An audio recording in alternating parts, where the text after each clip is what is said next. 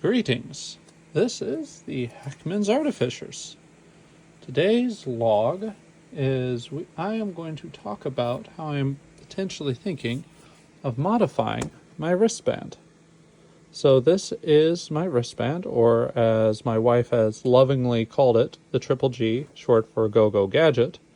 This is the wristband that I created to both help with my autism, be a learning tool, and to otherwise just be something useful. Now, for those who are curious, I actually do wear this daily. So the orange thing is a radiation detector, detects in microsieverts per hour. This is a multimedia device that contains Bluetooth, radio, AM, FM, weather radio, and MP3 player capability. So those components go throughout there. This is the breaker box.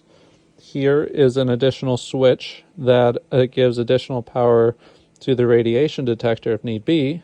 The antenna. We have a flashlight mounted on the side, and obviously my watch. And let's see if I can use a coffee cup. Mount this in quickly. Maybe. Let's use my knife. See if that's useful for anything. Yep, I am not a professional at this, so whatever. And then this acts as my wallet.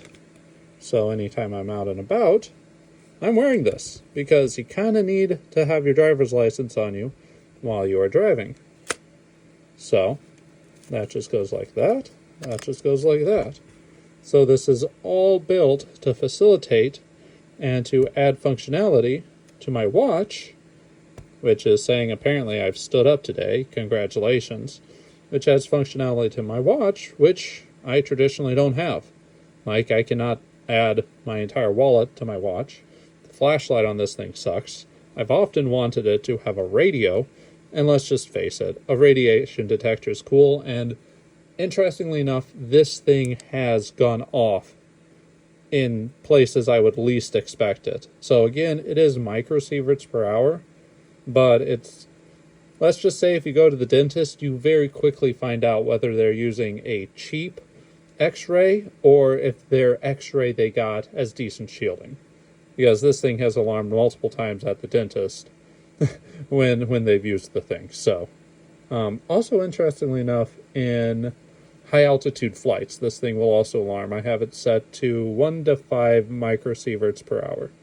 So, but I am considering to redesigning this so it is thinner and streamlined, and perhaps actually make it so that the battery, which is right here for the multimedia player, will actually couple in properly to the radiation detector. And if I could get it, redesign it so that the flashlight I'm using will actually be all interconnected. I just haven't figured out the circuitry in my breaker box down here, surrounded by hot glue to make sure it stays put, because this thing gets jostled and kicked all the time.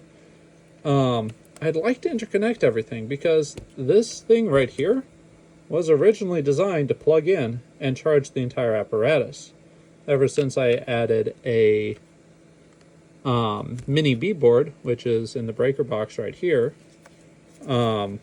doesn't exactly work properly. That was me just clicking the switch. So the batteries like literally fight each other.